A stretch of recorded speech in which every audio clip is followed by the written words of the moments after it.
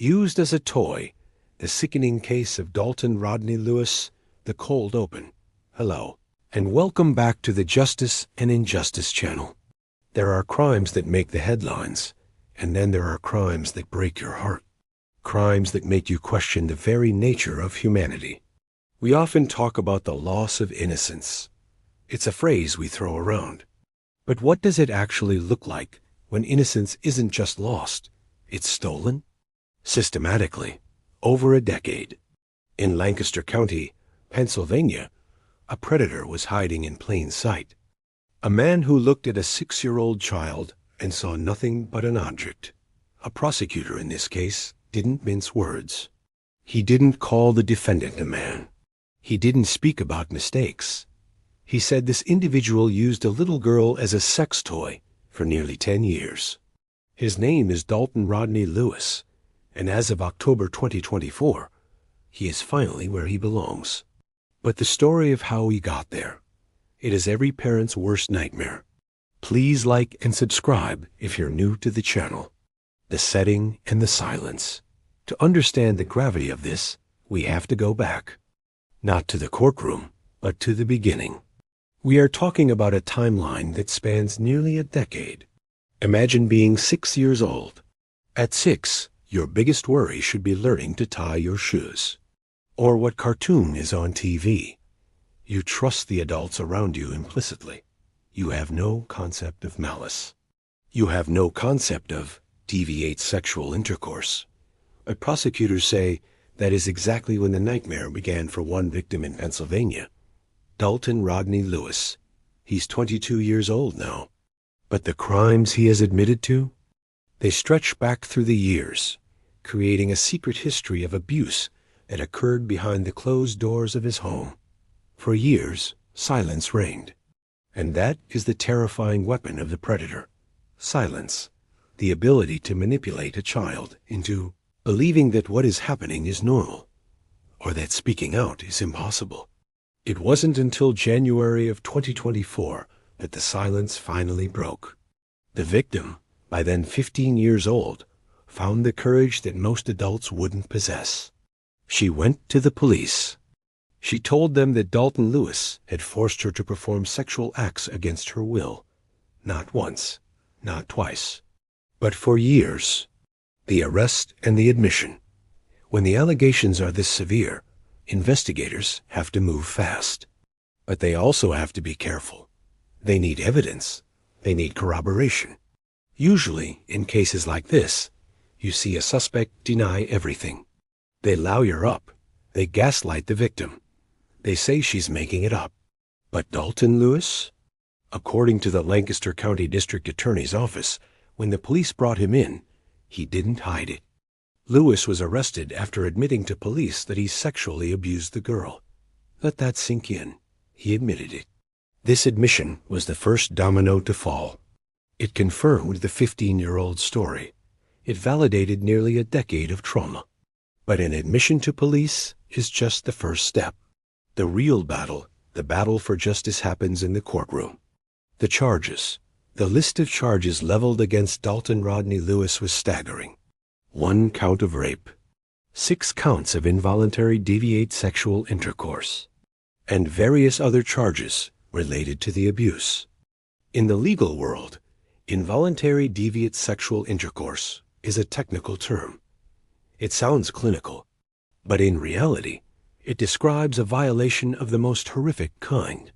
And he was charged with doing this 6 separate times, representative of a pattern that prosecutors say lasted for years. Lewis, facing a mountain of evidence and his own confession, chose not to fight a trial. On October 23rd, he pleaded guilty. Now, why does a plea matter? It matters because it spared the victim. It meant she didn't have to sit on a witness stand in front of a jury and recount every single detail of the abuse while her abuser watched. It was a small mercy in a situation devoid of them. But pleading guilty is one thing. Sentencing, that is where the community finds out what a stolen childhood is actually worth in the eyes of the law. The sentencing. A sex toy? The sentencing hearing was emotional. It was raw. It was the moment the truth was laid bare for the record. Assistant District Attorney Fritz Haverstick stood before the court. He had the difficult job of summarizing a decade of horror into a sentencing recommendation. He didn't use soft language. He didn't sugarcoat it. Haverstick told the court that Lewis used this girl as a sex toy for nearly a decade. A sex toy. Think about the dehumanization in that phrase. It implies she wasn't a person to him. She wasn't a child with dreams and feelings. She was an object for his gratification. Haverstick argued that Lewis deserved a long, long time in state prison. He argued that society needs to be protected from someone who views children this way. But the defense had a counter-argument. Lewis's attorney stood up. He acknowledged the horror. He actually agreed with the prosecution on one thing he called his client's behavior. Every parent's worst nightmare. But he argued for leniency. Why? Because of Lewis's age. Remember, the abuse started when the victim was 6. Lewis is only 22 now. The defense argued that because Lewis himself was young when the assaults began, the sentence should reflect that. It's a complicated legal argument. Does a predator's youth excuse the calculated destruction of a child? The judge had to decide. The survivor speaks. But the most powerful person in that courtroom wasn't the lawyer. It wasn't the judge. And it certainly wasn't Dalton Lewis. It was the victim.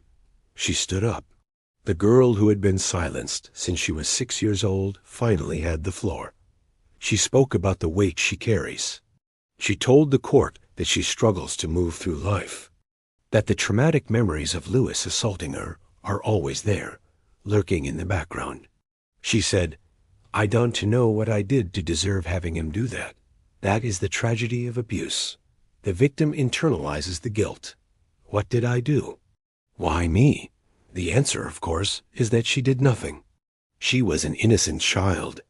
The blame lies entirely on the man sitting at the defense table. But then, she showed a level of grace that is frankly humbling. Despite everything, despite the years of abuse, despite being treated as a toy, she didn't scream for blood. She said she hopes Lewis gets the help he needs in prison. She said she hopes he never hurts anyone else again. Even in her pain, her focus was on protecting others. That is true bravery. The monster's last words. Dalton Lewis was given a chance to speak. According to the release from the district attorney's office, he apologized. He apologized to the victim. He apologized to her family. He apologized to the court. He added that he hopes the victim lives a good life from here on out. Words. Just words. After 10 years of actions that prove the opposite, words ring hollow in a courtroom. But they were said. And then it was time for the judge to hand down the fate. The verdict and conclusion. The court did not buy the argument for leniency. The court looked at the damage done, and they threw the book at him. Dalton Rodney Lewis was sentenced to 35 to 70 years in state prison. He is 22 years old. That means, at a minimum, he will be in his late 50s before he even breathes fresh air again. He could be in his 90s. Effectively, his life as he knew it is over. He traded his freedom for the exploitation of a child. 35 to 70 years. It's a sentence that sends a message. It says that in Pennsylvania, you cannot steal a childhood and expect a slap on the wrist. The prosecutor, Fritz Haverstick, got what he asked for. The defense's plea for age-based leniency was rejected. This case is a reminder. It's a reminder that monsters exist. But it's also a reminder of the power of speaking out. That 15-year-old girl, terrified and traumatized, walked into a police station and ended a cycle of abuse that had lasted a decade. She saved herself. And by putting Dalton Lewis behind bars for decades, she likely saved countless future victims. Lewis treated her like a toy, but the justice system treated her like a warrior. And now, she has a chance to heal, while he has 70 years to think about what he did. What do you think about the sentence? Did 35 to 70 years fit the crime, or should it have been life without parole? Let me know in the comments below. And as always, stay safe, look out for each other, and never stay silent. Thank you for facing this chasm between justice and injustice.